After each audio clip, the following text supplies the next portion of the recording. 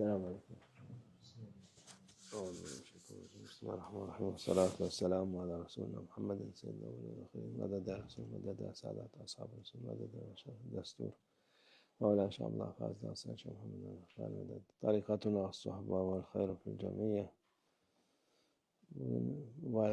আজ পবিত্র আশুরার বরকতময় দিন। আমাদের নবী সাল্লাল্লাহু আলাইহি ওয়াসাল্লাম এই সুন্দর দিনটিকে সম্মানিত করেছেন। তিনি সাল্লাল্লাহু আলাইহি ওয়াসাল্লাম আমাদের এই দিনটিকে সম্মান করার জন্য আদেশ দিয়েছেন এবং এর থেকে সকল ধরনের বরকত লাভের জন্য রোজা রাখা, দোয়া এবং তাসবিহাত পাঠের নির্দেশ দিয়েছেন। আশুরা নিশ্চয়ই বরকতময় দিনগুলোর মধ্যে অন্যতম। এটি মুহররম মাসের 10ম দিন। আশুরা অর্থ দশম। এটি এমন দিন যে দিনে রোজা রাখা হয়। শুধু এই দিনেই রোজা রাখা নয়, বরং 2 দিন রোজা রাখা উত্তম। বিশেষ করে নবম ও 10ম দিনে অথবা 10ম ও একাদশ দিনে রোজা রাখা উচিত। এই দিনে আল্লাহ আল্লাহর পক্ষ থেকে অনেক বরকত বর্ষিত হয়েছে। নবীগণ এবং তাদের উম্মতের নাজাত এবং আউলিয়া কিরামের মাকামের উন্নতি এবং শহীদদের শাহাদাত, এই সকল ঘটনা এই বরকতময় দিনে সংঘটিত হয়েছে। যারা এই দিনটিকে সম্মান ও মর্যাদা দেয় তারা এর সকল বরকত লাভ করবে ইনশাআল্লাহ। এই বরকতময় দিনগুলো আল্লাহ আজ্জা ওয়া জাল্লার পক্ষ থেকে মুসলমানদের জন্য, বিশেষ করে উম্মতি মুহাম্মাদের জন্য একটি নিয়ামত স্বরূপ। এগুলোকে অবশ্যই সম্মান করতে হবে এবং এর থেকে ফায়দা নিতে হবে। তা না করা কি ঠিক হবে? এটি যদি করা না হয় এটি কোনো পাপের নয়, কিন্তু আপনি এক বড় ফায়দা থেকে বঞ্চিত হবেন এবং আপনার আখিরাত থেকেও আপনি বঞ্চিত হবেন। সুতরাং এই সুযোগ হাতছাড়া করা বুদ্ধিমানের কাজ নয়। মুহাম্মদ সাল্লাল্লাহু আলাইহি সাল্লামের উম্মত থেকে সৃষ্টি করার জন্য আল্লাহ আজ্জা ওয়া জাল্লার প্রতি আমাদের শুকরিয়া। তিনি আল্লাহ আজ্জা ওয়া জাল্লা আমাদের নবী সাল্লাল্লাহু আলাইহি সাল্লামের সম্মানের জন্য তার উম্মতের উপর সমস্ত নিয়ামত এবং বরকত দিয়েছেন।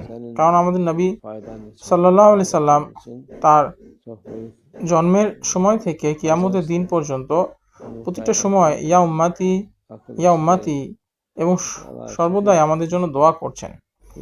যেহেতু তিনি সাল্লাল্লাহু আলাইহি ওয়াসাল্লাম ছিলেন আল্লাহ আজ্জা ওয়া জাল্লার সবচেয়ে প্রিয় বান্দা, তাই আল্লাহ আজ্জা ওয়া জাল্লা তার জন্য তার উম্মতের উপর সকল অনুগ্রহ করেছেন।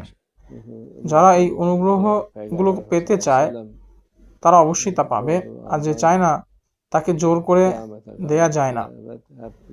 কিন্তু সেই শেষ পর্যন্ত সেই ব্যক্তি এই জন্য নিশ্চয় অনুশোচনা করবে।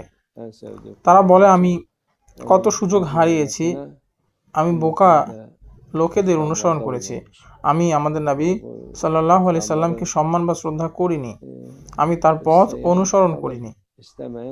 অথচ এই দুনিয়াতে থাকাকালীন আমি আমার চারপাশে, আমার কাছে, আমার সামনে, আমার পিছনে তার গুণাবলী এবং তার অনুসারীদের দেখেছি, কিন্তু আমি আমার নিজের মন অনুযায়ী এই সকল কিছুতে বিশ্বাস করিনি। এভাবেই তারা মুখ ফিরিয়ে নিয়েছে। তারপর তারা সকল অপ্রয়োজনীয় ব্যক্তিদের পিছনে ছুটেছে। তারা সব ধরনের অকেজো লোকেদের অনুসরণ করেছে।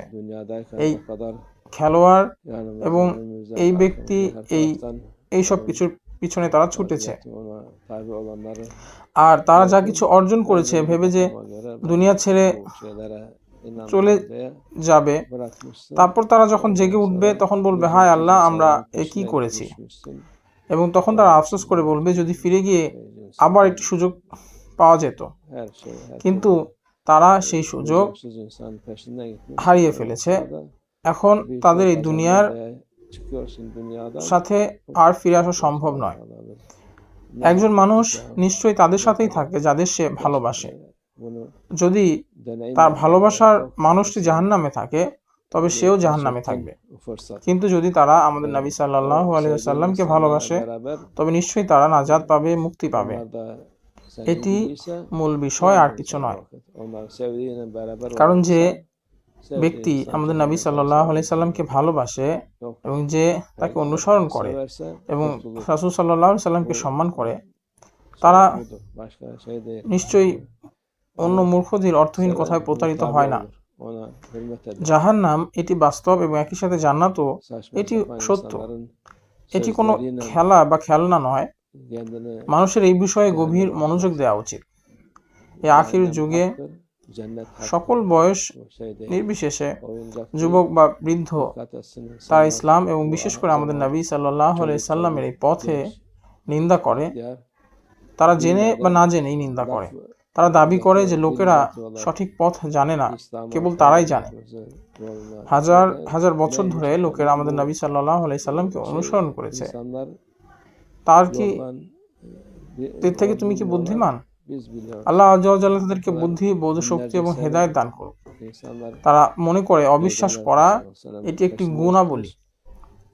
তারা পথভ্রষ্ট হওয়াকে নিজেদের প্রজ্ঞা বলে মনে করে।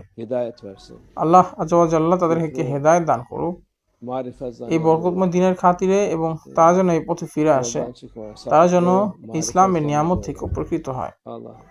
আমাদের নবী সাল্লাল্লাহু আলাইহি সাল্লাম বলেছেন, যখন তোমরা জান্নাতের বাগানে প্রবেশ করবে তখন তা থেকে তোমরা উপকৃত হবে। সাহাবীগণ তখন জিজ্ঞাসা করলেন, জান্নাতের বাগানগুলো কি? তিনি সাল্লাল্লাহু আলাইহি সাল্লাম উত্তর দিলেন, সেটি হচ্ছে ইলমের সমাবেশ, অর্থাৎ ইলমের মজলিস। আল্লাহ আযজা ওয়া জাল্লা কে যারা স্মরণ করে এবং আল্লাহ আযজা ওয়া জাল্লাকে যারা ভালোবাসে তাদের মজলিস।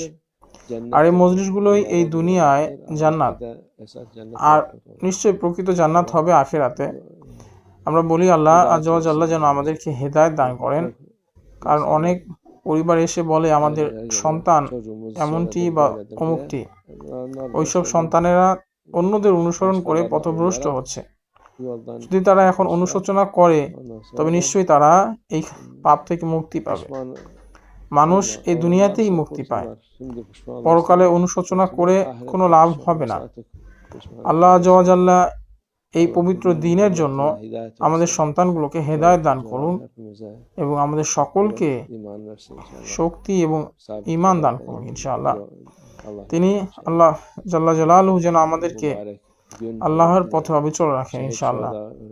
আল্লাহ আযজা ওয়া জাল্লা এই বরকতময় দিনের সম্মানের জন্য, সকল শহীদদের সম্মানের জন্য, বিশেষ করে শহীদদের নেতা সাইয়েদনা হুসাইন সঙ্গীদের সম্মানের জন্য ইনশাআল্লাহ আমাদের সকলকে হেদায়েত দান করুন।